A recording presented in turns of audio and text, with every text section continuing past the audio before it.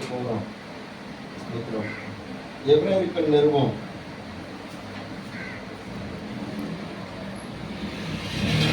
3ஆம் அதிகாரம். எபிரேயர்கள் நிருபம் 3ஆவது அதிகாரம் 1வது வேதவசனத்தை ஒருவர் வாசி.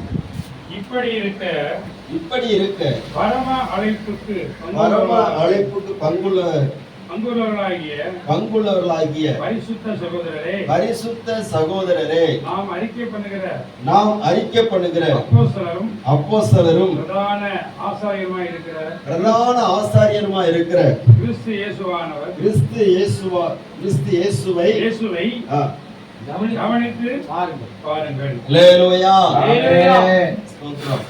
இந்த இடத்துல நாம் பார்க்கிற போது பரிசுத்த பரம அழைப்புக்கு பங்குள்ளவர்களாகிய பரிசுத்த சகோதரரே என்று சொல்லி எபிரேய நிருபத்திலே ரொம்ப அழகாக ஒரு கணத்தை கொடுத்து சொல்லி இருக்கிறார்.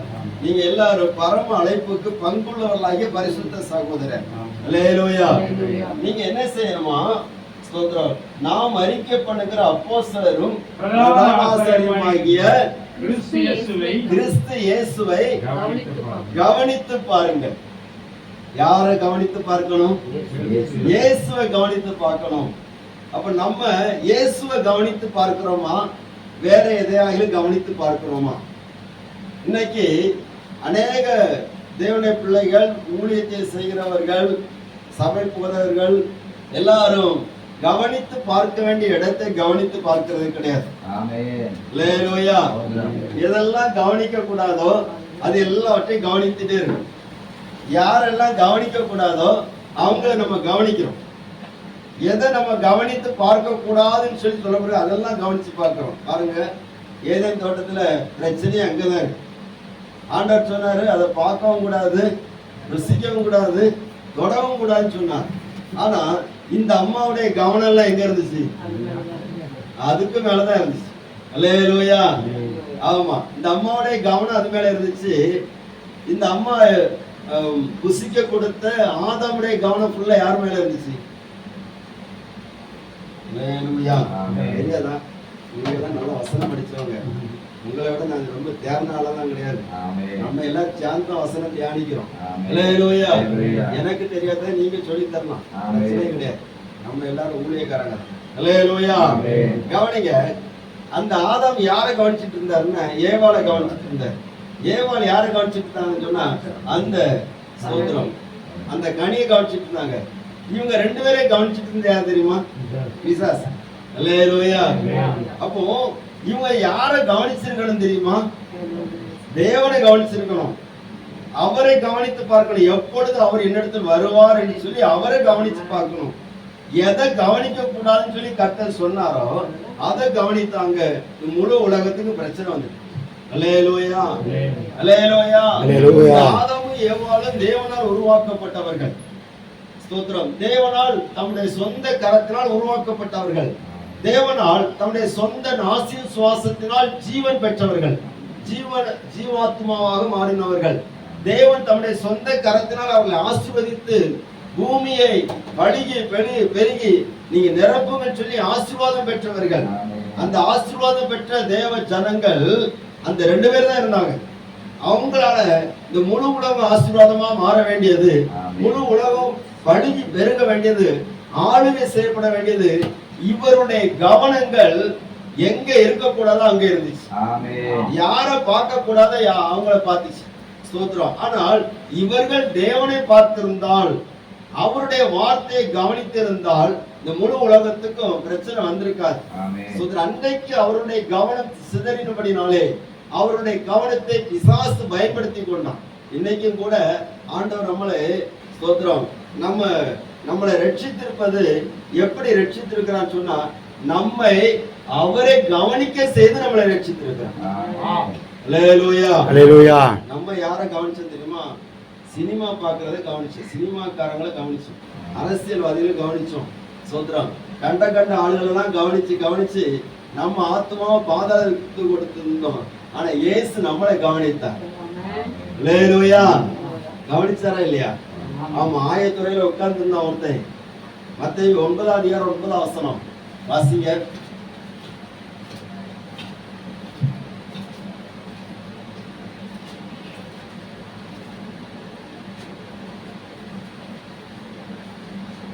இயேசு அவ்விடம் விட்டு புறப்பட்டு போய் ஆயத்துறையில் உட்கார்ந்திருந்த மத்தேயு என்னும் ஒரு மனுஷனை கண்டு எனக்கு பின் சென்று வா என்றார். அவன் எல்லாவற்றையும் விட்டு அவருக்கு எழுந்து அவருக்கு பின் சென்றான். ஆயக்காரனை யாரும் கவனிக்கல. ஆனா அந்த ஆயக்காரன் அந்த ஆயம் வாங்குறதுல வரி வாங்குறதுலயே அவன் ரொம்ப கவனமா இருக்கிறான். ஆனா இயேசு அவனை கவனிக்கிறான். ஸ்தோத்திரம். நம்ம கவனம் வேற ஏதோ பிசினஸ்ல இருந்துச்சு. ஏதோ ஒரு ஸ்தோத்திரம் ஒரு மனுஷனை நாடி போயிட்டு இருந்துச்சு. ஹல்லேலூயா. ஆமா. வாலிப பருவமா இருந்துன்னு சொன்னா ஏதோ ஒரு பெண்ணை நாடி எடுத்துட்டு இருந்துருவான். போயிடும். அது எல்லாருடைய வாழ்க்கையில ஒரு போராட்டமான நாட்கள் தான். ஸ்தோத்திரம். இப்படி ஏதோ ஒரு சூழ்நிலை பார்த்து கவனிச்சு போயிட்டு இருந்தோம். ஆனா இயேசு நம்மளை கவனித்தார். இயேசு என்னை கவனித்தார். பாவத்தின் பிடியில இருந்த என்னை, வியாதியின் பிடியில இருந்த என்னை, மரண தருவாயில் இருந்த என்னை இயேசு கவனித்தார். எல்லாராலும் ஒதுக்கப்பட்டு இருந்த அந்த மத்தேயுவை இயேசு கவனித்தாரு. இயேசு கவனித்ததுனால இயேசுவின் வாழ்க்கை சரித்திரம் முழுவதையும் வம்ச வரியாக எழுதும்படியாக மத்தேயுவை கர்த்தர் பயன்படுத்தினார். ஹல்லேலூயா. மத்தேயு என்னைக்கே நினைச்சிருப்பாரா? நினைச்சாரா? புதிய ஏற்பாட்டுல முதல் புஸ்தகமா என் புக்கு அமையும் சொல்லி நினைச்சாரா? இயேசுக்கு சுவிசேஷ புஸ்தகத்தை முதல்ல என் புஸ்தகத்தை தான் வைப்பாங்கன்னு சொல்லி நினைச்சாரா? நினைக்கவே இல்லை. இயேசு கவனிச்சாருன்னு ஒரு காரணம் இருக்கு. இயேசு நம்ம மேல ஒரு கவனம் வச்சிருக்கிறான்னு ஒரு காரணம் இருக்கு. இந்த மத்தேயு குறித்து நாம் பார்க்கும்போது மத்தேயு எங்கேயாவது பேசினார்னு சொல்லிட்டு வசனம் இருக்குதான்? மத்தேயு ஒண்ணுமே பேசல. பேதுருவாதி ஏதாவது இடக்க முடக்க என்னத்தையாந்துச்சுவாரு பேசுவார். ஆண்டவரே காவலிலும் கட்டிலும் உண்மை பின்பற்றி வர ஆயத்தமா இருக்கு அப்படின்பார். இது கோவத்துல இயேசுவே கடிந்து கொள்வார். ஆண்டவர் இப்படியெல்லாம் உமக்கு நடக்கக்கூடாது. ஹல்லேலூயா. இப்படி ஏதாவது இடக்க முடக்க பேசுவார். ஆனா இந்த மத்தேயு ஒண்ணுமே பேசல. ஆனா மத்தேயு ஒண்ணும் பேசாட்டலாம் அவர் எது திறமை கவனிச்சுட்டு இருந்தாரு. பார்க்கிற போது அந்த இயேசுடைய சரித்திரத்தை அப்படி எழுதுகிறாரு. அதுதான் இன்னைக்கு உலகம் முழுவதும் பிரசங்கிக்கப்படுகிற சுவிசேஷமாக இருக்கிறது. ஸ்தோத்திரம். ஆமென். ஹல்லேலூயா. ஆமென். ஸ்தோத்திரம். அதே போல தான் நம்மளும் அவரை கவனிக்க கவனிக்க அவரை பத்தி இன்னும் எழுதணும்னு தோணும், இன்னும் சொல்லணும்னு தோணும். ஸ்தோத்திரம். இன்னும் அவரை பத்தி சொல்லப்படாத இடங்களுக்கு சொல்லணும்னு நமக்குள்ள இருந்து ஆட்டோமேட்டிக்கா ஒண்ணு கிரியை செஞ்சுட்டே இருக்கும். ஹல்லேலூயா. அவரை கவனிக்கிறத விட்டுட்டோம்னு சொன்னா ஸ்தோத்திரம் தூங்கிறதுக்கு தான் தோணும். தூங்கிறதுக்கு தோணும். ஸ்தோத்திரம் நல்லா சாப்பிடணும்னு தோணும்.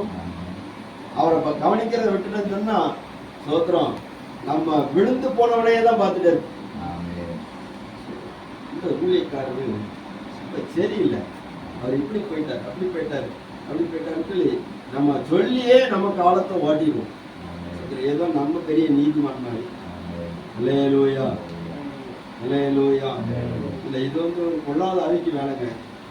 இப்போ வந்து இந்த காலகட்டத்தில் ஒரு ஊழியக்காரரை பற்றி சொல்றோம், ஒரு காரியத்தை எடுத்து சொல்லியே காலத்தை ஓட்டுவதற்கு பிசாசு வைக்கிற ஒரு பெரிய தந்திரம்.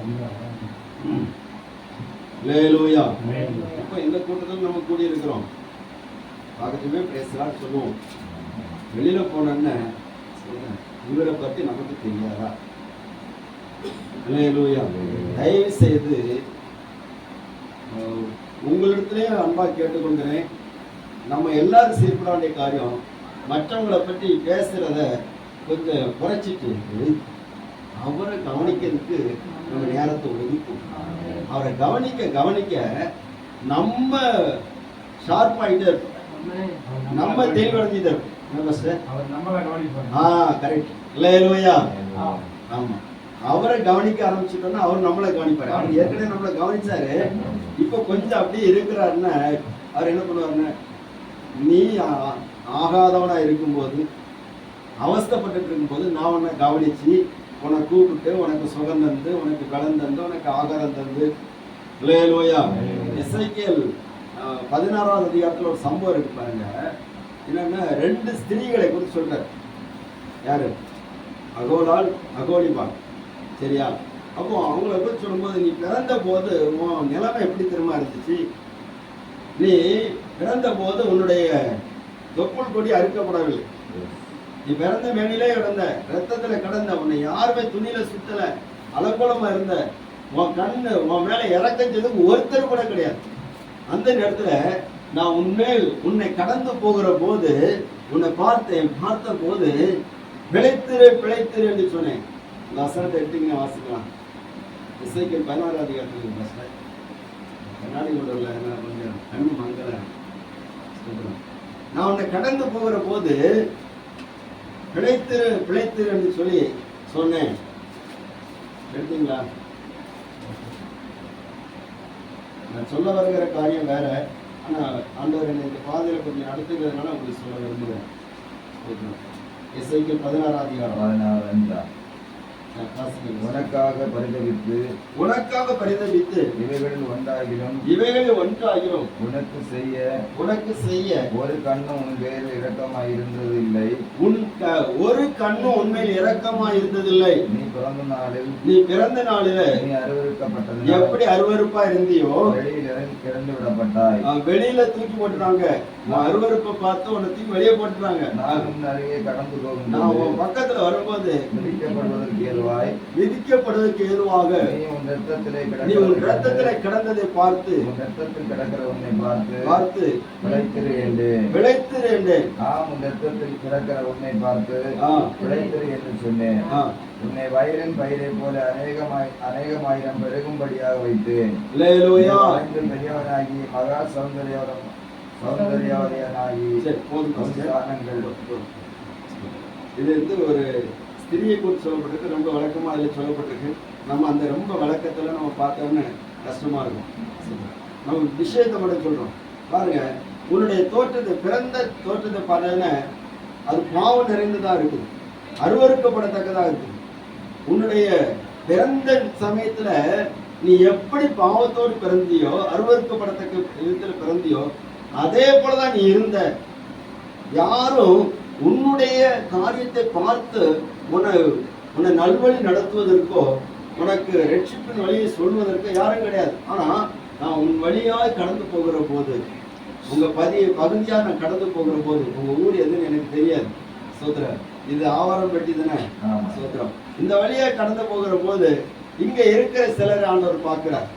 ஒவ்வொரு பட்டணமா அவர் கடந்து போகிற போது சுவிசேஷத்தை கொண்டு விட்டு தேவ ஊழியக்காரர்கள் வருகிற போது இயேசு அவர்களோடு கூட வருகிறார். நம்ம போகும்போது இயேசு நம்ம கூட செய்றாரு, வருகிறார். வரும்போது நம்ம பார்த்தாச்சுன்னா அவருடைய இரக்கத்தை வெளிப்படுத்துகிறார், மனதுருக்கத்தை வெளிப்படுத்துகிறார்.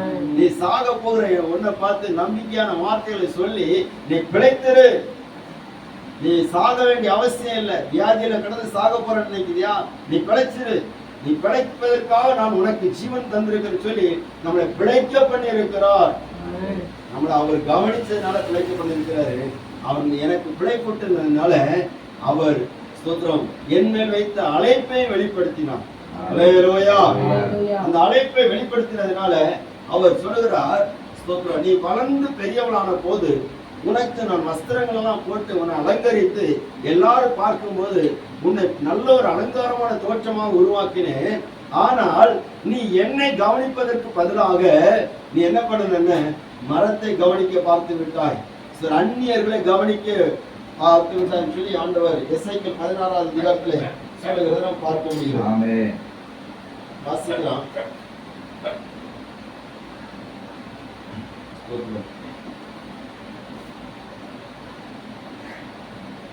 16 வசனம். உன் வஸ்திரங்களில் சிலவற்றை எடுத்து உன் அழகி நாளே வசனம்.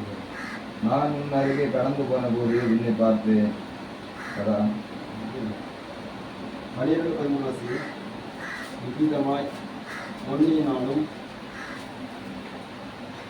இவ்விதமாய் பொன்னினாலும் வெள்ளினாலும் நீ அலங்கரிக்கப்பட்டாய்.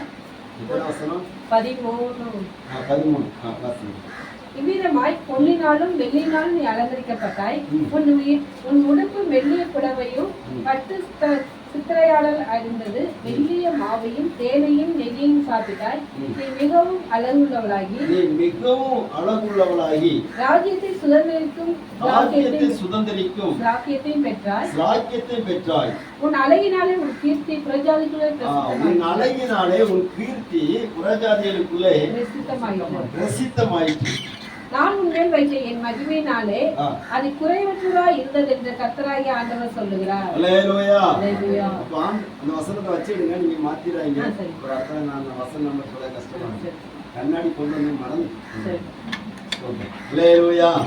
அப்போ ஆண்டவர் சொல்றாரு, நான் உன்னை எப்படி மாத்தேன் தெரியுமா? பொன்னினாலும் வெள்ளியினாலும் நான் அலங்கரிச்சேன். உன்னுடைய மதிப்பு, உன்னுடைய உடுப்பு மெல்லிய புடவைகளினாலும் சித்திர தையலாடையினாலும் மிகவும் எப்படின்னு சொன்னா அலங்காரமா இருந்துச்சு. நமக்கு ஆண்டவர் தந்திருக்கூடிய வஸ்திரங்கள், நமக்கு தந்திருக்கூடிய வெளி தோற்றங்கள், நம்முடைய ஸ்தோத்திரம் வெளியான அணுகுமுறைகள் எல்லாம் கர்த்தர் மாற்றி மற்றவங்க பார்வையில நம்மளை பார்த்தால மதிப்பா மாத்திட்டார். அல்லேலூயா. இப்ப பார்த்தாலும் யார் பார்த்தாலும் சரி, அவங்க குறி வச்சிருந்தாலும் பொட்டு வச்சிருந்தாலும் பத்திரம் பாஸ் சொல்றாங்கல்ல. அல்லேலூயா. சிலவங்க காலையில விழுந்துருவாங்க, விழுந்திருக்காங்க இல்லையா? விழுந்துட்டாங்க. எனக்கு மும்பைக்கு ஒருக்கா போன வேலையில அங்க ஒரு வீட்டுல பார்க்கறதுக்கு ஃபுல்லா படங்களா இருக்குது. எனக்கு ஆச்சரியமா இருக்கு, என்னடா இது ஃபுல்லா படங்களா இருக்கு, இந்த வீட்டுல ஜோம் பண்ண போறோம் அப்படின்ட்டு நான் கூட்டு போன ஊழியக்காரர்களோட போன வேலையில அங்க போய் ஜோம் பண்ணோன்னே அந்த வீட்டோட ஐயா காலில் விழுகிறாரு. ஐயா அப்படியெல்லாம் விழாதீங்க, அந்த அம்மா விழுகிறாங்க. எனக்கு ஒன்றும் ஓடல. எல்லாரும் விளக்கேக்க நமக்கு பெரிய பாடாய். அல்லேலூயா. இதெல்லாம் எப்படி வந்து தெரியுமா? நம்மளை பார்த்தாலே மற்றவங்க மதிக்கக்கூடிய அளவுக்கு, மற்றவங்க ஒரு ஒரு பெரிய ஒரு உன்னதமான ஒரு நிலைமையில பார்க்கறதுக்கு காரணம் சொன்னா அவர் என்னை கவனித்தது. அல்லேலூயா. அல்லேலூயா. நமக்கு ஒரு அழகை கொடுத்திருக்கிறார், நமக்கு ஒரு மதிப்பை கொடுத்திருக்கிறார், ஒரு மகிமையை கொடுத்திருக்கிறார். இன்னொன்னு நமக்கு ஒரு நல்ல சேஃப் கொடுத்திருக்கிறார். புரியுதா உங்களுக்கு? அல்லேலூயா. பாருங்க, ஆண்டவருக்குள்ள இருக்கிற வரைக்கும் தான் நமக்கு பாதுகாப்பு. சோதரன் நம்ம எவ்வளவோ தவறுகள் வருது, பார்வையில வருது, சிந்தனையில வருது, ஏதாவது ஒரு மிஸ்ஸிங் வந்துடுது. ஆனா மற்றவங்க நம்மளை சொல்லும் போது என்ன சொல்றாங்கன்னா, இந்த பாஸ்டர் இவர் எந்த தப்புமே பண்ண மாட்டார்னு சொல்லுவாங்க. அப்படிதானுங்க. ஆனா நம்மகிட்ட தப்பு இருக்கா இல்லையா? எங்க இருந்து வருது? அவர் நமக்கு வச்ச ஒரு இறக்கத்தினால உண்டான பாதுகாப்பு. அல்லேலூயா. நம்ம செய்திகள்லாம் பார்க்கிறோம், ஒரு சின்ன தப்பு பண்ணதுக்கு போலீஸ்காரன் பிடிச்சு கொண்டு போய் நல்லா அடி விடுவோம். நான் நினைச்சு பார்ப்பேன், அடிக்கடி நினைச்சு பார்ப்பேன், ஆண்டவரே சொல்றேன், இந்த வேதத்தை தூக்குறதுனால, நீர் உங்களுடைய ஊழியத்தை செய்ய வைக்கிறதுனால, உங்களுடைய நாமத்தை சொல்றதுனால எனக்கு எவ்வளவு சேஃப் சொல்றேன். இதை விட்டுட்டு நான் பிரச்சனைகளை பார்த்து, போராட்டங்களை பார்த்து, இதை விட்டுட்டு நான் வெளியே போனேன்னா சொல்றோம், சின்ன தவறுக்கு கூட, செய்யாத தவறுக்கு கூட அடி வாங்க வேண்டியிருக்கு. அல்லேலூயா. பொய் கேசுகளை உள்ள தள்ளிடுவாங்க, நிறைய விஷயம் நடக்கும். சரி, இருக்கட்டும். அப்போ நம்ம இயேசுவை கவனித்து பார்க்கணும். இந்த இந்த சகோதரி என்ன பண்ணான்னா, இந்த அகோலிபாள் என்ன பண்ணான்னு சொன்னா, தொடர்ந்து வாசிக்கும் அந்த வசனத்தை. நீயோ வென்றால் உன் அழகை நம்பி உன் கீர்த்தியினால் சோரமார்க்கமாய் நடந்து வழிபோக்கலில் உனக்கு நேர்பட்ட யாவோடும் பேசித்தனம் பண்ணி அளவுபடுத்தது யாரு? கர்த்தர். அவளை பராமரித்தது கர்த்தர், கவனித்தது கர்த்தர், செத்து போகக்கூடிய கண்டிஷன்ல இருந்தது உயிர் கொடுத்தது கர்த்தர், எல்லா மதிப்பு மரியாதை கொடுத்தது அது கர்த்தர். இப்போ எல்லாரும் பார்த்து நல்ல அழகாட்டு இருக்கிறன்னு சொல்லிட்டு நல்ல சொல்லக்கூடிய அளவுக்கு மாற்றிட்டார். ஆனா இந்த அம்மா என்ன பண்ணாங்கன்னா, தன்னுடைய அழகை நம்பிட்டாங்க. நமக்கு இருக்கக்கூடிய அந்தஸ்துகளை நம்பவே கூடாது, நமக்கு இருக்கக்கூடிய மகிமையை நம்பவே கூடாது, நமக்கு இருக்கக்கூடிய உயர்ந்த பதவிகளை நம்பவே கூடாது. பாருங்க, இவன் என்ன பண்ணாங்க, தன்னுடைய அழகை நம்பி, தன்னுடைய கீர்த்தியை நம்பி, மகிமையை நம்பி, ஸ்தோத்திரம், அவன் கர்த்தரை பார்க்கறதை விட்டுட்டு மற்ற எல்லாவற்றையும் பார்த்து ஒரு தவறான ஒரு காரியத்தை செய்ய ஆரம்பிக்கும். இன்னைக்கும் நிறைய விஷயங்கள் இருக்குங்க, நம்ம கர்த்தரை பார்க்கறதை விட்டு வேற ஏதாவது நம்ம பார்த்துட்டு இருந்தோம்னு சொன்னா அது நம்முடைய வாழ்க்கையே மாறாது, வாழ்க்கையே நாரடிச்சு. ஆண்டவர் சொல்றார், நீ என்னை விட்டுட்டு நீ அந்நிய புத்திரர்களோடு அந்நியர்களோடு நீ தவறான காரியத்தை செய்கிற அப்படின்னாலே உன்னை நான் மறுபடியும் நினைச்சிருவேன், உன் கீர்த்தியை நான் எடுத்துருவேன், உன்னுடைய வஸ்திரத்தை நான் உரிந்து விடுவேன். அப்படியெல்லாம் வசனம் இருக்கு. அருமையான தேவனுடைய பிள்ளைகளை, நம்ம உங்களை பயமுறுத்துறதுக்கு சொல்லல, நம்மை ஆண்டவர் நேசிக்கிறதுனால இந்த வார்த்தைகளை ஆண்டவர் தருகிறார்.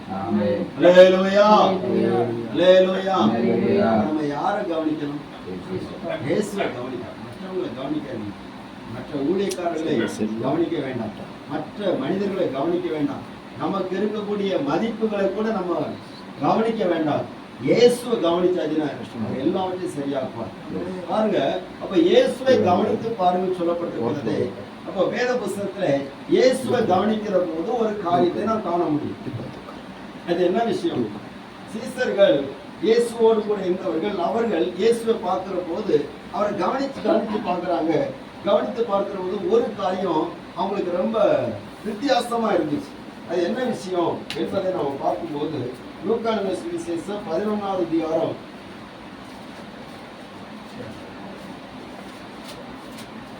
1வது வசனத்தை வாசி. அவர் ஒரு இடத்தில் ஜெபம் பண்ணி முடிந்த பின்பு அவருடைய சீசரில் ஒருவன் அவரை நோக்கி ஆண்டவரே யோவான் தன் சீசருக்கு ஜெபம் பண்ண போதித்தது போல, யோவான் தம்முடைய சீசர்களுக்கு ஜெபம் பண்ண போதித்தது போல நீரும் எங்களுக்கு போதிக்க வேண்டும் என்றான். அல்லேலூயா. அப்போ அந்த சீசர்கள் இயேசுவோடு இருக்கிற போது முதல்ல இயேசுவை பார்த்து கேட்கறாங்க, ஆண்டவரே நீர் எங்க தங்கி இருக்கிறீ அப்படின்னு. அப்போ வந்து பாருங்கன்னு சொன்னோன்னே இயேசுவோடு தங்குறாங்க. இயேசுவோடு தங்க ஆரம்பிச்சதுல இருந்து வேற யாரும் கூட தங்களுக்கு அவங்களுக்கு விருப்பம் இல்லை, இயேசுவோட தங்க ஆரம்பிச்சிட்டாங்க. அல்லேலூயா, அல்லேலூயா. தங்குற போது இயேசுவை கவனிச்சு பார்க்கறாங்க. பார்க்க சமயத்துல இயேசு எப்பொழுதும் ஜெபம் பண்ணிட்டே இருக்கிறார். இவர் ஜெபம் பண்ணும்போது மற்றவங்க எல்லாம் ஜெபம் பண்றாங்க, பரிசேயர் ஜெபம் பண்றாங்க, வேதபாரகர் ஜெபம் பண்றாங்க, இவங்களும் ஜெபம் பண்ண செய்யறாங்க. நம்ம யாராவது ஜெபம் பண்ண இருக்கோமா? நம்மளும் ஜெபம் பண்ண செய்யறோம். அல்லேலூயா, அல்லேலூயா. எல்லாரும் ஜெபம் பண்றாங்க. அப்ப இந்த சீசர்கள் பார்த்த போது இயேசுவை ஜெபிக்க அவருடைய ஜெபத்தை கவனித்து பார்க்கறாங்க. மற்ற ஜெபங்களை விட இவருடைய ஜெபம் வித்தியாசமா இருக்கு. இவருடைய ஜெபம் உன்னதமானதாக இருக்கு. இவருடைய ஜெபம் மற்றவங்களுடைய ஜெபத்தை விட இவருடைய ஜெபத்தை கவனிக்கிற போது நிறைய விஷயங்கள் அவர் அறிந்து கொள்கிறார். அப்போ நம்ம இயேசுவை கவனித்து பார்க்கணும். அவருடைய ஒவ்வொரு காரியங்களை கவனித்து பார்க்கிற போது நாம இன்னும் எந்தெந்த காரியத்திலே சரிப்படுத்தணும் என்பதை நம்ம அறிந்து கொள்ள முடியும். அப்ப இந்த சீசர்கள் இயேசுவை கவனித்து பார்க்கிற போது இயேசுடைய ஜெப வாழ்க்கையை அவர்கள் கவனித்து பார்க்கிறார்கள். அப்படி அவருடைய ஜெப வாழ்க்கையை கவனித்து பார்க்கிற சமயத்துல அவங்க இயேசுவை பார்த்து கேட்கறாங்க, இயேசுவை எங்களுக்கு எப்படி ஜெபம் பண்ணி கற்றுத்தாங்க. அல்லேலூயா. நமக்கு ஜெபம் பண்ண தெரியுமா?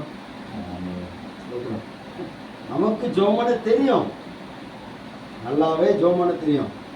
ஆனா அந்த ஸ்தோத்திரம் இன்னும் நம்ம சரியான விதத்துல ஜெபம் பண்ணணும்னு சொன்னா நம்ம இருக்கிற இடம் இப்படிப்பட்ட இடம் கிடையாது. இதை விட எத்தனையோ மடங்கு பெரிய லெவலுக்கு ஆண்டவர் எழுச்சிருப்பார், கொண்டு போயிருப்பார். அல்லேலூயா, அல்லேலூயா, அல்லேலூயா, அல்லேலூயா. ஸ்தோத்திரம். கர்த்தருடைய நாமம் இப்படிதான். அப்ப இயேசுடைய ஜெபத்தை கவனித்து பார்க்கிற போது என்ன காரியம் அந்த ஜெபத்தில் இருந்தது என்பதை நம்ம சுருக்கமாக சில வசனங்களை கொண்டு நம்ம பார்க்க போகணும். லூக்கா சுவிசேஷம் 9வது அதிகாரத்தை திருப்பி கொள்ளுங்கள்.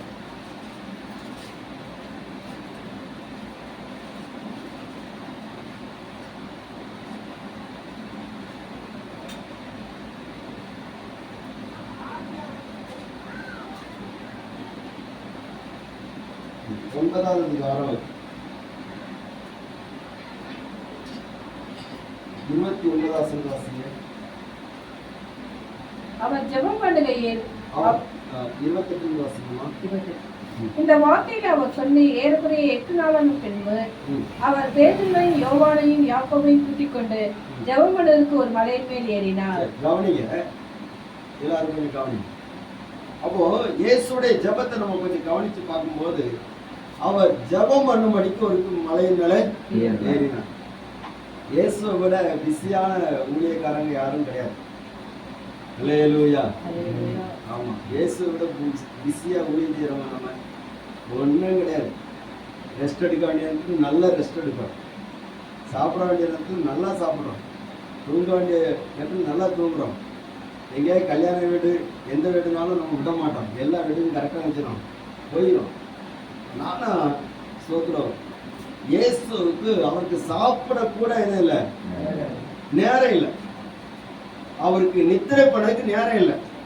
சொல்றாரு, நரிகளுக்கு குழிகளும் ஆகாயத்து பறவைகளுக்கு கூடுகளும் வந்து மனுஷகுமாரனுக்கு தலை சாய்க்க இடம் இல்லை. இடம் இல்லை சொன்னா நேரமும் கிடையாது. அந்த அளவுக்கு அவரு பிஸியா ஓடிட்டு இருக்காரு, நெருக்கடியா ஒரு ஷெட் வச்சு ஓடிட்டு இருக்கிறார். குறுகின நாட்கள்ல இயேசு நிறைவான ஊழியத்தை செய்து இந்த ஊழியத்தை செய்வதற்கு நமக்கு ஒரு பாக்கியத்தை தந்திருக்கிறார். இயேசு அவருக்கு கொடுக்கப்பட்ட ஊழியத்தை அவர் இந்த உலகத்தின் ரட்சிப்புக்காக செய்ய வேண்டிய காரியங்கள் எல்லாம் செய்வதற்கு அவர் கையாண்ட ஒரு வழிமுறை என்னன்னு சொன்னா, முதல்ல அவர்கிட்ட நம்ம என்ன பார்க்கலாம்னா ஜெபத்தை தான் பார்க்கணும். அல்லேலூயா, அல்லேலூயா.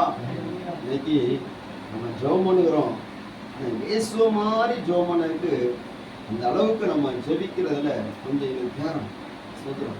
நம்ம ஆண்டவர்கிட்ட தனியாக கேட்கணும், ஆண்டவரே எனக்கு அந்த ஜெபம் அப்படி ஆண்டவர் ஜெபிக்க எனக்கு கிருபை தான் சொல்றோம். ஊழியம் செய்ய கிருபைத்துல அதெல்லாம் ஆட்டோமேட்டிக்காக வந்துடும். ஆனால் இந்த ஜெபிக்கிறதுல நமக்கு அந்த ஜெபம் பண்ணுகிறதுக்கு ஒரு கிருபை நம்ம பெற்றுக்கொண்டதுன்னா அந்த ஜெபம் நம்மளை ஊழியத்தில் பயன்படுத்திக்கிட்டே இருக்கு. அல்லேலூயா, அல்லேலூயா, அல்லேலூயா, அல்லேலூயா. இயேசு அவர் ஜெபம் பண்ணணும்னு அவசியம் கிடையாது. அவசியம் ஒண்ணுமா? அவரே தேவன் தானே, அவர் சொன்னா எல்லாம் நடக்குது இல்லை. இன்னும் எதுக்கு அவர் ஜெபம் பண்ணணும்? ஸ்தோத்திரம். அவரை கண்டாலே பிசாசு ஓடுதே, அப்ப எதுக்கு அவர் ஜெபம் பண்ணணும்? ஸ்தோத்திரம். அவர் மரித்தவரை எழுப்புகிறாரு, அப்ப எதுக்கு அவர் ஜெபம் பண்ணணும்? அப்படி இல்லைங்க. இயேசு எப்ப ஞானஸ்நானம் எடுத்தாரோ அப்பவே வந்து ஜெபம் பண்ணார். அவருடைய பரிசுத்த ஆவியானவர் அவர் மேல் பொறாமை போல வந்து இறங்கினான்னு சொன்னா பைபிளில் சொல்லப்பட்டிருக்கிறது. அவர் ஞானஸ்நானம் எடுத்து கரையேறின பிற்பாடு என்ன செய்தார்? சும்மா வந்து இறங்கினாரா? இல்ல. வாசிங்க லூக்கா 3ஆம் அதிகாரம் எடுத்தவங்க வாசிங்க பாஸ்டர்.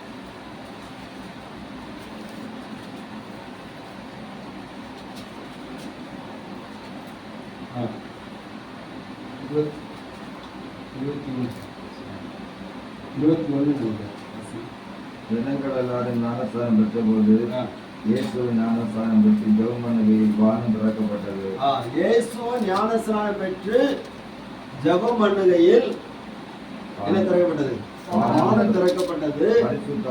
பரிசுத்த ஆவியானவர் ரூபம் கொண்டு புறாவை போல அவர் மேல் வந்து இறங்கினார். அப்போ வானத்திலிருந்து ஒரு சத்தம் உண்டாகி, நீ என்னுடைய நேசகுமாரன், உனக்கு பிரியமாயிருக்கிறேன் என்று உரைத்தது. அல்லேலூயா. அப்ப இயேசு ஞானஸ்நானம் பெறுவதற்கு சமயத்தில் அவர் ஜெபம் பண்ணி இருக்கிறாரு. அவர் பெற்ற பிற்பாடு ஜெபம் பண்ணி இருக்கிறாரு. ஜெபம் பண்ணும் போதுதான் பரிசுத்த ஆவியானவர் அவர் மேல வந்து இறங்கினாரு. இறங்கின போதுதான் அங்கிருந்து சொல்லப்படுகிறது, நீர் என்னுடைய நேசகுமாரன், உண்மையில் பிரியமா இருக்கு. அல்லேலூயா. அப்போ ஸ்தோத்திரம். பிரியமா இருக்கிறேன்னு சொன்னா பிதாவாகிய தேவன் இயேசுவிடத்தில் பிரியமா இருந்தார் சொன்னா அதுக்கு ஒரு பிரியமா இருக்கிறவரை விட்டு அவர் தனியே போகவில்லை. அல்லேலூயா. நடத்தும்போது கடைசியில் ஒரு வார்த்தை அழகா சொன்னாங்க, ஆச்சரியமா இருந்தது. நானும் நீரும் ஒன்றா இருக்கிறது போல இவர்கள் எல்லாரும் ஒன்றா இருக்கும்படி வேண்டுகிறது. அல்லேலூயா. ஆண்டவர் அதான் எதிர்பார்க்கிறேன். பிதாவே, நானும் நீரும் எப்படி இருக்கிறோம்? ஒன்றா இருக்கு.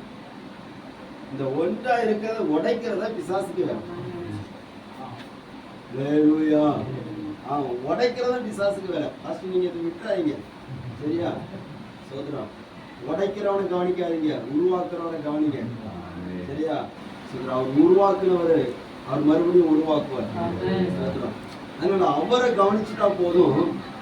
நம்முடைய ஊழியம் கட்டப்படுறதுக்கு, நமக்கு தேவன் தந்திருக்கிற தரிசனம் நிறைவேறுவதற்கு நம்ம என்ன பண்ணணும்னா ஜெபம் பண்ணணும். இயேசு அந்த ஊழியத்தை நிறைவேற்றுவதற்கு ஜெபம் பண்ணார். அவருக்கு எல்லாம் செய்வதற்கான அதிகாரம் இருந்தாலும் அவர் ஜெபம் பண்ணார். காரணம் சொன்னா ஆண்டவர் சொன்னார், என்னை இல்லாமல் உங்களால் ஒன்றுமே செய்யக்கூடாது. ஒரே வார்த்தை சொல்லிட்டார், எதுவுமே உங்களால முடியாது, நான் தான் உங்களுக்கு கூட இருந்துச்சு. வேதம் சொல்லி இருக்கிறது அப்போஸ்தலர் 10வது அதிகாரம் 38வது வசனம்.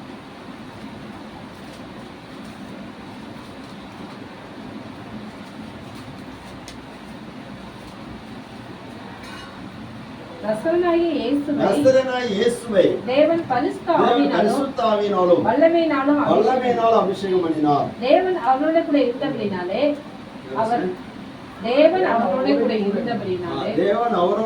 இருந்தபடினாலே அவர் நன்மை செய்கிறவராயும் பிசாசின் வல்லமையில் அகப்பட்ட யாவரையும் குணமாக்குகிறவராய் சுற்றித் திரிந்தார். அல்லேலூயா. அவர் கூட இருந்தாதான் நம்மளால காரியம் நடக்க முடியும். இயேசு கூடால தேவன் இருக்கிறார். பிதாவாகிய தேவன் எங்க போனாலும் இயேசு கூட இருக்கிறார். சொல்றோம். ஏன்னா இயேசுவை பரிசுத்தாவினாலும் வல்லமையினாலும் அபிஷேகம் பண்ணினார். இந்த அபிஷேகம் எப்படி கிடைச்சதுன்னா ஜெபத்தினால் கிடைத்தது. சரியா? ஜெபம் பண்ணி அந்த அபிஷேகம் அவருக்குள்ள வருகிறது, அந்த வல்லமை வருகிறது. தேவன் அவரோடு கூட இருக்கிறாரு. அவரோடு கூட இருக்கிறதுனால இவர் எங்க போனாலும் நன்மை செய்வார், தீமையே செய்ய மாட்டார். அல்லேலூயா. சாத்தா இவரை பார்த்து நடுகிறான். ஜெபிக்கிறவனை பார்த்தா பிசாசு நடுங்குவான், ஜெபிக்காதவனை பார்த்தா பிசாசு இவங்களை பார்த்து நடுங்காது, இவங்க பிசாசு பார்த்து நடுங்குவான். பிசாசு சொன்னாலே நடுங்குவான், ஜெபிக்காதவன் பிசாசு சொன்னாலே நடுங்குவான். நமக்கு ஆண்டவர் என்ன அதிகாரம் கொடுத்திருக்கிறார்? பிசாசுகளை துரத்துங்க. ஆனா இது நடக்கல. ஒருத்தர் என்ன பண்ணான்னா, பிரதான ஆசாரியுடைய 7 குமாரர்கள் அவங்க என்ன பண்ணாங்க, ஒரு மனுஷனை வந்து பவுல் பிரசங்கிக்கிற இயேசுவின் பேரில் ஆணையிட்டு உங்களுக்கு சொல்லுகிறோம். அப்ப அது சொல்லிச்சு, இயேசுவே தெரியும், பவுலும் தெரியும், நீங்க யார்? அல்லேலூயா. இயேசு யாருன்னு தெரியும், இயேசுவை பிரசங்கிக்கிற பவுல் யாருன்னு தெரியும், நீங்க யாரு? பிசாசுக்கே நல்லா தெரியும். அல்லேலூயா. இயேசுவை கவனித்து பார்க்கிற போது அவருடைய ஜெப வாழ்க்கையை கவனித்து பாருங்க. அவருடைய ஜெபம், அவர் எல்லா காரியத்தையும் செய்வதற்கும் அவர் ஜெபம் பண்ணி தான் முடிவெடுக்கிறார். சீசர்களை தெரிந்து கொள்வதற்கு ஜெபம் பண்றார், அவர் அற்புதம் செய்யறதுக்கு ஜெபம் பண்றார், லாசருடைய கல்லறைக்கு முன்னாடி போயிருந்து ஜெபம் பண்றார். ஸ்தோத்திரம். எல்லா இடத்துலயும் இயேசு ஜெபம் பண்றார். ஸ்தோத்திரம். ஜெபம் பண்ணாம எதுவுமே செய்யல. நம்ம நிறைய விஷயத்துல சக்சஸ் இல்லாம இருக்கிறதுக்கு முக்கிய காரணம் நம்ம வாழ்க்கையில ஜெப வாழ்க்கை ரொம்ப பலவீனமா இருக்கு. அல்லேலூயா. நான் உங்கள்கிட்ட ஒண்ணு கேட்கறது, நீங்க தப்பா நினைக்க கூடாது. நம்ம ரட்சிக்கப்பட்ட ஆரம்ப நாட்களில் ஜெபம் பண்ற மாதிரி இப்ப நமக்கு ஜெபம் பண்ண முடியுதா? அந்த அனுபவம் வேற, இப்ப இருக்கிற அனுபவம் வேற. அந்த லெவலுக்கு நம்ம போயிட்டோம்னா, அதை விட தாண்டி நம்ம போயிட்டோம்னு சொன்னா அதுதான் அந்த எதிர்பார்க்கணும். நீ என்னை கவனித்த நாள் ஒன்று இருக்கிறது, நான் உன்னை கவனித்து குணமாக்கின நாளிலே நீ எப்பொழுது என்னை தான் பார்த்துக்கிட்டே இருப்ப. ஆண்டவர் பேசுகிறார் உங்ககிட்ட. நீ எந்த காரியத்தையும் என்ன மட்டும் தான் பார்ப்ப, அவன் தேவைக்கு நீ என்னதான் பார்ப்ப. உன்னுடைய எந்த காரியம் நீ செய்யனாலும் ஏண்டதான் நீ ஆலோசனை கேட்ப. ஆனா இப்ப அப்படி இல்லை, தேவையில்லாதவண்டெல்லாம் நீ போயிட்டு இருக்க. யாரெல்லாம் பார்க்க கூடாது அவங்களுக்கு தான் பார்த்துக்க. உன் குடும்ப வாழ்க்கைக்கு யாரை பார்க்க கூடாது அவங்கள பார்க்குற. யாரை பார்க்கணுமோ அவரை பார்க்க மாட்டேங்கிற. அல்லேலூயா.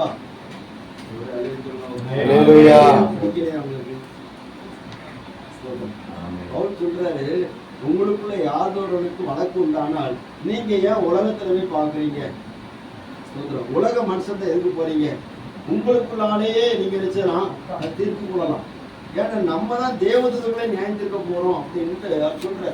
காரணம் என்ன சொன்னா, ஜெபிக்கிற ஒரு மனுஷன், கர்த்தரை பார்க்கிற மனுஷன் உலக மனுஷனை போய் நியாயம் கேட்க போகவே மாட்டாங்க. இப்ப ஏன் நம்ம உலக மனுஷனை பார்த்து நியாயம் கேட்க போறோம்னா, ஆண்டவர்கிட்ட நம்ம உள்ள தொடர்பு நிறைய நேரத்துல இல்ல, அவர் எதிர்பார்த்த அளவுக்கு இல்ல.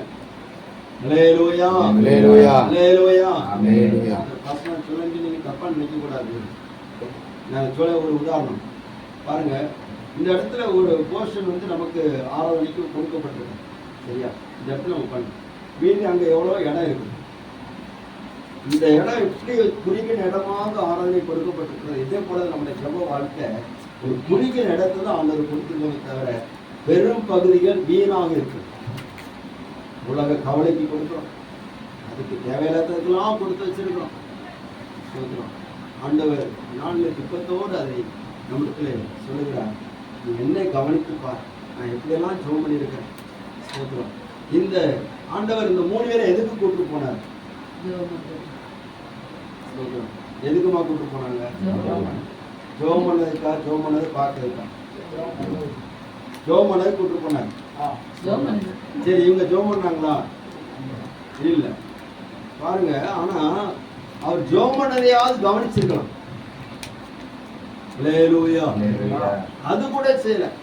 இவங்க அந்த இடத்துலயும் அவங்க வேற ஏதோ பண்ணிட்டு இருக்காங்க. தேவ பிள்ளைகளே, நம்ம ஆண்டவரா இயேசு கிறிஸ்துவின் ஜெபத்தை பார்க்கும்போது அது எதையுமே ஜெபம் இல்லாமல் செய்யல. அப்ப நம்ம வாழ்க்கையும் ஆண்டவரே நீர் எப்படி ஜெபம் பண்ணினீரோ அதே போல எனக்கு ஜெபம் பண்ண கற்றுத்தாரும். அந்த ஜெபத்தை நான் பார்க்கக்கூடிய ஸ்தோத்திரம். அநேக தேவ பிள்ளைகளை பார்க்கும்போது அவங்க இந்த ஜெப வாழ்க்கையில எந்த அளவுக்கு வளர்றாங்களோ, இயேசுவை பார்த்துட்டே இருக்கிறாங்களோ, அந்த அளவுக்கு அவங்க ஊழியங்கள் வளர்ந்துக்கிட்டே இருக்கு. அவங்களை எதிர்த்து யாருமே பேச முடியாது. அல்லேலூயா. யாருமே பேச முடியாது. இந்த பவுலை பாருங்க, பவுலுக்கு ஜெபம் பண்ற ஒரு மனுஷன், இந்த மனுஷனுக்கு குறி சொல்லுகிற ஒரு ஆவி பிடிச்ச ஒரு சிறி சொல்லுகிறா, இவர்கள் உன்னதமான தேவனுடைய ஊழியக்காரர்கள் ரட்சிக்கும் வழியை நமக்கு அறிவிக்கிறவர்கள் அப்படி சொன்னதான் உண்டு. பவுல் இயேசுனால போன்று வைத்தார். சொன்ன உடனே அது போயிடுச்சு. அப்ப எந்த ஆவிக்குமே பவுலுக்கு எதிர்த்து நிற்க முடியல. கர்த்தருடைய நாமம் கொடுத்தாங்க. பவுலை குறித்து இயேசு சொல்லுகிறார், அவன் இப்பொழுது ஜெபம் பண்ணுகிறான். அல்லேலூயா. தேவ பிள்ளைகளே, தேவனுடைய ஊழியக்காரர்கள், உங்களோடு கூட ஒரு உடன் ஊழியக்காரனாக நாம் செயல்பட வேண்டிய ஒரு முக்கியமான காரியம் சொன்னால், இயேசுவை போல ஜெபிக்கிறதுக்கு நாம் இன்னும் அர்ப்பணிப்போம். இப்ப இயேசு அவர் கூடால தேவன் இருக்கணும்னு சொன்னா அவர் ஜெபம் பண்ணணும். அல்லேலூயா, அல்லேலூயா. அவருடைய ஜெபத்தில் இன்னொரு காரியத்தை நாம் கவனிக்க முடியும். லூக்காவின் சுவிசேஷம் 9வது அதிகாரத்திலே நமக்கு எல்லாருக்கும் தெரிந்த வசனம் தான்.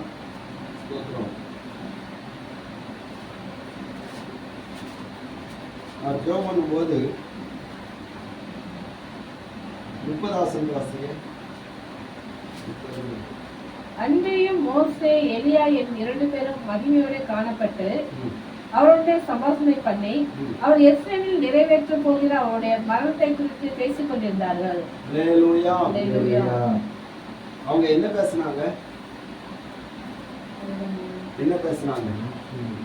மோசே எலியா 2 பேரும் வந்து எதை பேசுறாங்க? அவருடைய மரணத்தை குறித்து, அவர் எருசலேமில் நிறைவேற்ற போகிற அவருடைய மரணத்தை குறித்து பேசினார்கள். அப்ப இயேசு நிறைவேற்ற போகக்கூடிய காரியங்களை பற்றி அங்கே பேசப்படுகிறது. மோசேயும் எலியாவும் பேசுறாங்க. ஏன்னா இந்த 2 பேருமே இயேசுடைய பாடுகளையும் மரணங்களையும் ஏற்கனவே அவர்கள் முன்னறிவித்தவர்கள். இயேசு கிறிஸ்துவை குறித்து முன்னறிவித்தவர்கள்.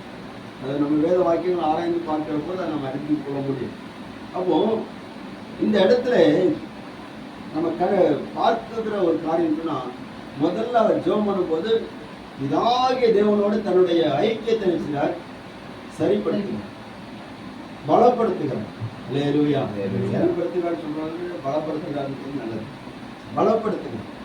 2வது, அவர் செய்ய வேண்டிய காரியம் அவருக்கு எங்கே வெளிப்படுகிறது சொன்னா ஜெபத்துல அவருக்கு வெளிப்படும். அல்லேலூயா. இயேசு நிறைவேற்ற போகிற ஊழியத்தினுடைய பாடுகள், அவர் எந்த ஊழியத்தை நிறைவேற்றும்படியாக இந்த உலகத்தில் வந்தாரோ அந்த ஊழியத்துக்கான வெளிப்பாடு, அந்த ஊழியத்துக்கான வழிமுறைகள் எல்லாம் ஜெபத்திலே அவருக்கு தெரிவிக்கப்படுகிறது. அப்ப நமக்கு ஸ்தோத்திரம், நம்முடைய ஊழியத்தை குறித்து இருக்கிற வெளிப்பாடுகள் எங்கதான் தெரியும்? ஜெபத்துல தான் தெரியும். அல்லேலூயா. நமக்கு ஜெபத்துல தான் தெரியும். ஸ்தோத்திரம். யாரோ ஒருவர் நமக்கு ஒரு தீர்க்கதரிசனம் சொல்லுவாங்க, ஆனா நமக்கு தனிப்பட்ட விதத்தில் ஒரு வெளிப்பாடு வேண்டாம். அல்லேலூயா. இயேசு மனுஷருக்குள் இருப்பதை அறிந்திருக்கிறதுனால அவர் யாரை நம்பி இணங்கவில்லை அப்படின்னு இருக்குதா? இருக்கு. அப்போ இயேசு எந்த காரியத்தை செய்யனாலும் அவர் ஜெபம் பண்றார். இந்த இடத்துல அவர் ஜெபிக்கிற போது அவர் நிறைவேற்ற போகிற பாடுகளை குறித்து அங்கே ஒரு சம்பாஷணை நடக்கும். ஆண்டவர் சவுலை சந்தித்த போது சொன்னார், நீ எங்க போ, எழுந்து தமஸ்குக்கு போ. இவன் போய் உட்கார்ந்து ஆண்டவர் ஏதாவது சொல்லுவாரு, யாரை கொண்டா பேசுவார், அனனியா என்கிறவர் வருவாரு அப்படின்ட்டு அவர் காத்துட்டு இருக்கிறார். எப்படி காத்துட்டு இருக்கிறாரு? போய் சும்மா போய் உட்கார்ந்த உடனே இந்த வெளிப்பாடு பவுலுக்கு வரவே இல்லை. அல்லேலூயா. கண்ணு தெரியுதா உங்களுக்கு? ஒரு வசனத்தை வாசிக்கலாமா? அப்போஸ்தலர்களுடைய புஸ்தகம் 9ஆம் அதிகாரம்.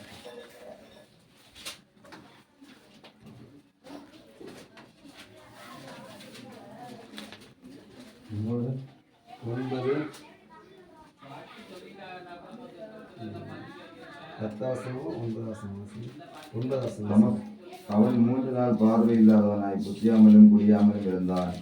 தமஸ்குவிலே அனனியா என்னும் பேருள்ள ஒரு சீசன் இருந்தான். அவனுக்கு கர்த்தர் தரிசனமாகி அனனியாவே என்றார். அவன் ஆண்டவரே இதோ அடியேன் என்றான். அப்பொழுது கர்த்தர், நீ எழுந்து தேர் தெருவு எனப்பட்ட தெருவுக்கு போய் யூதாவின் வீட்டிலே தர்சு பட்டணமாகிய சவுல் என்னும் பேருள்ள ஒருவனை தேடு, அவன் இப்பொழுது ஜெபம் பண்ணுகிறான். அவன் இப்பொழுது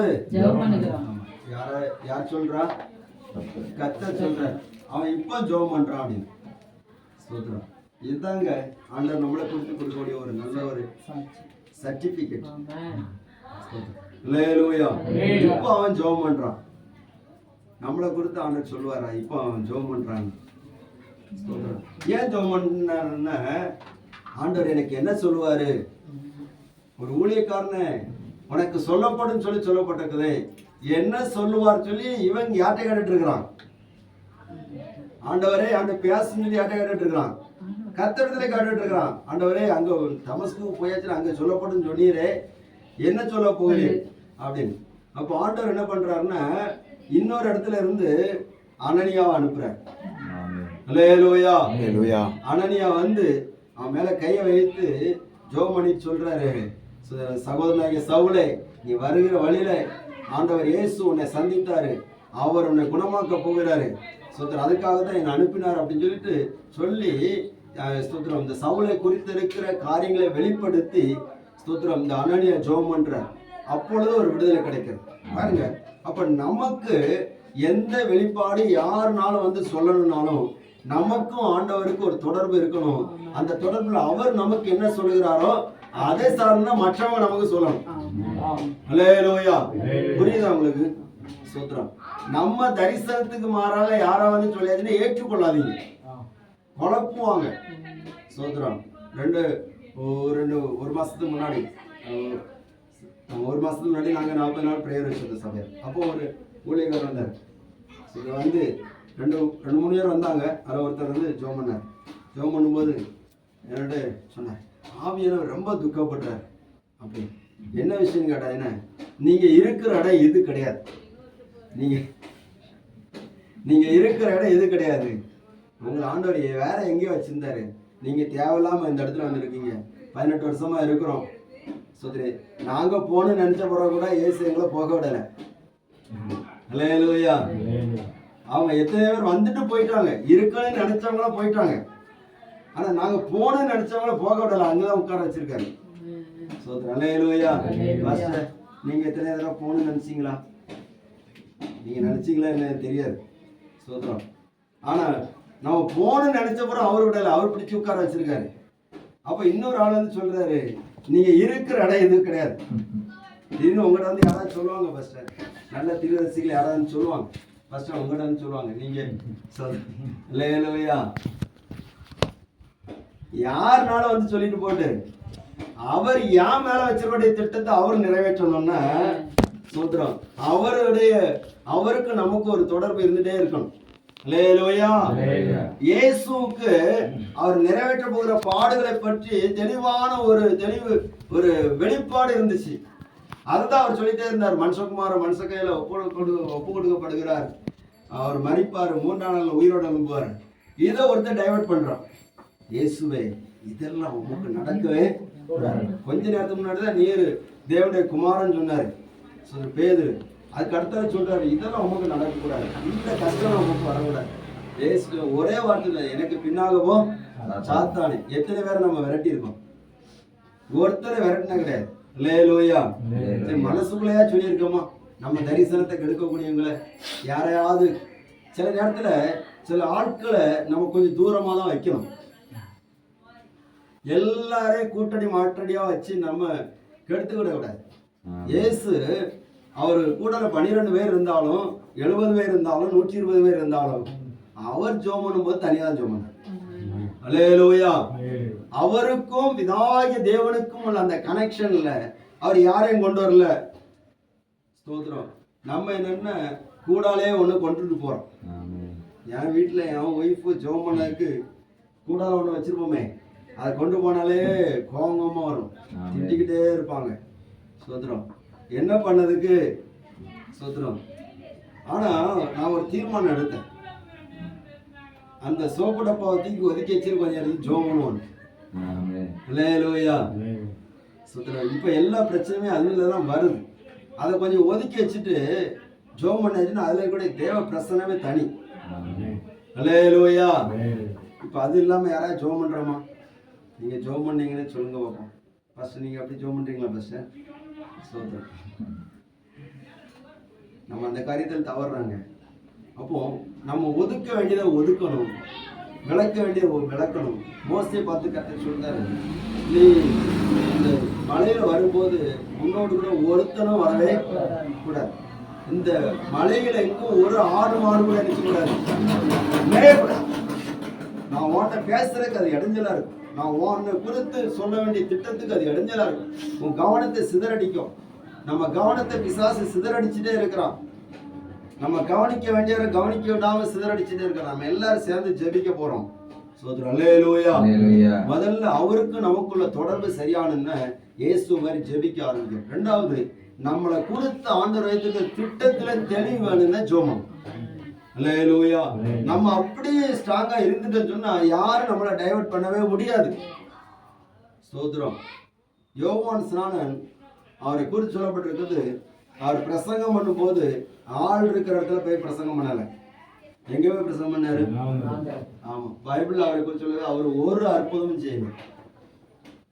ஃபர்ஸ்ட் அற்புதம் செய்தா ஆட்கள் வருவாங்களா? ஃபர்ஸ்ட் அற்புதம் நடந்துன்னு வருவாங்களா? வருவாங்க. ஸ்தோத்திரம். இதுதான் நம்ம நம்பிக்கை. ஆனா வேதத்துல அதான் உண்மை. சரியா? ஆனா இந்த யோவான் ஒரு அற்புதமே செய்யலையே. ஏதோ அற்புதம் செய்தாரா? ஒன்னும் செய்யல. இயேசு கூட அற்புதம் நிறைய செய்தாரு. அவரை பின்னாடி ஒரு கூட்டம் போயிட்டாரு. ஆனா யோவான் ஒரு அற்புதம் செய்யல. அவருக்கு பிரசங்கத்தை கேட்டாலே கடினமா தான் இருக்கும்.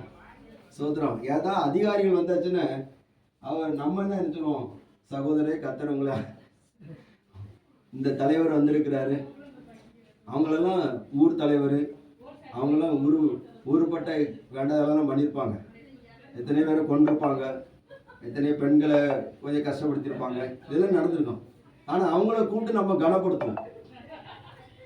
அல்லேலூயா. அவங்கள கூப்பிட்டு கனப்படுத்துவோம். சோதர, இவர் ஊருக்கு நல்லா செய்திருக்காரு, இவர் செய்த அநியாயங்கள்லாம் நமக்கு தெரியாது. சோதர, ஏதாவது ஊர் தலைவரை கூப்பிட்டு நீங்க எந்தெந்த அநியாயங்கள் பண்ணிருக்கீங்கன்னு சொல்லி ஏதாவது நம்ம சொல்லுவோமா? சொன்னதே கிடையாது. இந்த யோவான் ஸ்நானனை கொண்டு விட்டாதுன்னு அவர் சொல்லுவார். தூரத்திலிருந்து வரும்போது சொல்லுவார், விரியன் பாம்பு குட்டிகளே, வரும் கோபத்தை தப்பித்து கூட உங்களுக்கு வகை காட்டினவன் யார்? இப்படி நம்ம பிரசங்கம் கிடையாது. அவர் பிரசங்கத்தை தொடங்கும் போது அப்படிதான் சொல்றாரு, நீ அநியாயக்காரன் அப்படிங்கிறார். ஆனா அவரை தேடி ஆட்கள் போனாங்க. இதுதாங்க தேவன் வைத்திருக்கிற திட்டம். சில இடத்துல நம்ம பாலிஷ் பண்ணி போயிட்டே இருக்கிறோம். ஆனா பாலிஷ் பண்ணக்கூடிய நிலைமையில நம்ம இருக்கிறோம். ஆனா என்னென்ன, நம்ம அவரை கவனிச்சு பார்க்க ஆரம்பிச்சுட்டோம்னா, அவர் பரிசேனையும் கடிந்து கொண்டார், சதிசேனையும் கடிந்து கொண்டார், வெள்ளடிக்கப்பட்ட கல்லறையும் சொன்னாரு. அல்லேலூயா.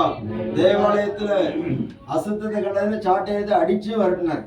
இயேசுவ மாதிரி அன்புள்ளவர் யாரும் கிடையாது. ஆனா இயேசு யாருக்கும் பயப்படவும் இல்லை. சோதரம். பாஸ்டர், உங்க உங்க மேல ஆண்டவர் வச்சிருக்கிற திட்டம் மாறாம நீங்க போக மாட்டீங்க பஸ். ஆமென். அல்லேலூயா. ஆமென். அல்லேலூயா. அல்லேலூயா. ஸ்தோத்திரம். இன்னும் ஊக்கமா ஜெபம் பண்ணுங்க. உங்க குடும்பத்தை குறித்து சில குழப்பங்கள் இருக்குது. உங்க தனிப்பட்ட வாழ்க்கை குறித்து சில போராட்டங்கள் இருக்குது. உங்களை குறித்து தேவன் வைத்திருக்கிற திட்டம் வேற. அந்த பிளானை குழப்பறதுக்குனே பிசாசு செயல்பட்டுட்டே இருக்கிறான். அப்ப என்ன பண்ண, இயேசு அவர் மேல வைத்திருக்கிற தேவ திட்டம் நிறைவேறதுக்கு அவர் அப்பன் ஜோமனல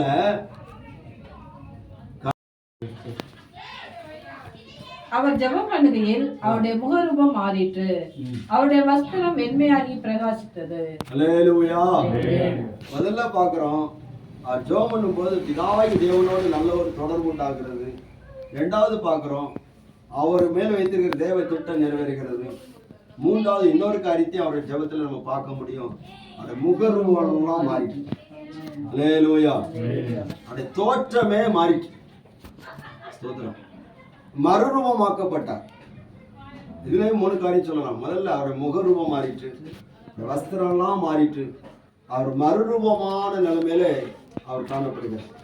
நல்லா புரிஞ்சுடுங்க, நம்ம மறுரூபமாக்கப்படணும்னா நம்ம ஜெபம். அல்லேலூயா. நம்முடைய முகத்துல ஒரு பிரகாசம் எப்பொழுது இருந்துட்டே இருக்கும். ஸ்தோத்திரம். மோசே ஆசரிப்பு கூடாரத்திலிருந்து வெளியே வருகிற போது அவருடைய முகம் நினைச்சது பிரகாசித்தது.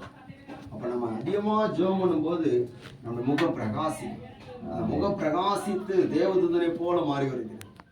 ஸ்தேவானுடைய முகம் நினைச்சது பிரகாசித்தது. அல்லேலூயா. பவுலுடைய முகம் பிரகாசித்தது. அவர் சொல்றாரு, நான் 3ஆம் வானவரைக்கு எடுத்துக்கொள்ளப்பட்ட ஒரு மனுஷனை பார்த்தேன் அப்படின்னு. அப்ப அந்த மாதிரி நம்ம ஆவிக்கிற வாழ்க்கை ஒரு மறுரூபம் ஆகிறது. இதெல்லாம் பார்க்குறாங்க. பார்த்துட்டு இந்த சீசர்கள் என்ன பண்றாங்கன்னா, அவங்க திடீர்னு நித்திர வேகத்தில் முடிச்சு பார்க்க சொல்றதுல இதெல்லாம் தெரியுது. அப்ப அந்த டைம்ல அவங்க கவனிச்ச காரியங்கள். உடனே அவங்க ஆண்டவரை பார்த்து கேட்குறாங்க, ஆண்டவரே நாம் இங்கே இருக்கிறது நல்லது. உமக்கு ஒரு கூடாரம், மோசைக்கு ஒரு கூடாரம், எலியாவுக்கு ஒரு கூடாரம் போட்டுட்டு இங்கே நினைச்சிரும் இருந்துரும். அல்லேலூயா. அப்போ வானத்திலிருந்து ஒரு சத்தம் உண்டாகி அவர்களுக்கு சொல்லப்படுகிறது, இவர் என்னுடைய நேசகுமாரன், இவருக்கு செவி கொடுங்க. அல்லேலூயா. இவங்க சொன்ன காரியம் என்னது? ஆண்டவரே இங்க ஒரு கூடாரம் போட்டுருவோம். ஆண்டவரே சோத்திரம். இங்க குள்ளப்பட்டியில ஒரு கூடாரம், ஆவரம்பட்டியில ஒரு கூடாரம், அடுத்த என்ன பெட்டின்னு தெரியல. சோத்திரம். அங்க ஒரு கூடாரம் போட்டுருவோம் ஆண்டவரேன்னு சொல்லும்போது அவன் சொல்றாரு, இவர் என்னுடைய நேசகுமாரன், இவருக்கு செவி கொடுங்க. அவர் என்ன சொல்றாரு அது மட்டும் செய்யுங்க, நீங்க அவருக்கு ஐடியா கொடுக்காது. அல்லேலூயா. அல்லேலூயா. ஸ்தோத்திரம். இப்ப நம்ம ஒழுங்கா ஜெபம் பண்ணோம்னா ஸ்தோத்திரம், யாருக்கு செவி கொடுக்கணும்னு சொல்லி அவர் நம்ம கற்று தருவார். அல்லேலூயா. இன்னைக்கு நிறைய பேரு ஸ்தோத்திரம் கூடாரம் போட்டுட்டு இங்கே இருந்துக்கலாம் பாக்குறாங்க. ஆண்டவர் சொல்றாரு, சர்வ சிருஷ்டிக்கும் சுவிசேஷத்தை பிரசங்கிக்கும்படியாக கர்த்தர் நம்மை அழைத்திருக்கிறார். எங்கெங்கெல்லாம் நம்ம போக முடியாதுன்னு இருக்குதோ, எங்கெங்கெல்லாம் சுவிசேஷம் போக முடியாது இருக்குதோ, அங்கெல்லாம் கொண்டு போவதுக்கு தான் ஆண்டவர் நம்மளை அழைத்திருக்கிறார். அப்போ இவங்க எங்கே கூடாரம் போட்டுட்டு இருக்கலாம்னு பாக்குறாங்க. அல்லேலூயா. நம்முடைய வேலை பெருசு, நம்முடைய ஊழியம் பெருசு, நம்ம மேல ஆண்டவர் வச்சிருக்கிற திட்டம் பெருசு. அப்ப அதுக்கு அடிப்படையா நம்ம கவனிக்க வேண்டிய ஒரு முக்கியமான விஷயம் ஜெபம். ஃபர்ஸ்ட் நான் ஒன்று சொல்றேன், நம்ம ஒழுங்கா நம்ம ஜெபம் பண்ண ஆரம்பிச்சிட்டோம்னு சொன்னா சோதரம் இப்ப இருக்கிறத விட நம்ம ஆண்டவர் வேற மாதிரி மாத்துவார். அல்லேலூயா. இயேசுடைய ஸ்தோத்திரம் ஊழியத்தினுடைய வெற்றிக்கு மிகவும் அடிப்படையா இருந்தது என்னது? ஜெபம். அப்போ ஆண்டவருடைய வசனம் சொல்லப்படுது, நீங்க அவரை கவனித்து பாருங்க. மனுஷரை கவனிக்காதீங்க, சூழ்நிலையில் கவனிக்காதீங்க, விழுந்து போனவனை கவனிக்காதீங்க, பிரிஞ்சு போனவனை கவனிக்காதீங்க, இயேசுவை கவனிங்க. எல்லாரும் ஜெபம் பண்ணுவோமா? எல்லாரும் ஜெபிப்போம்.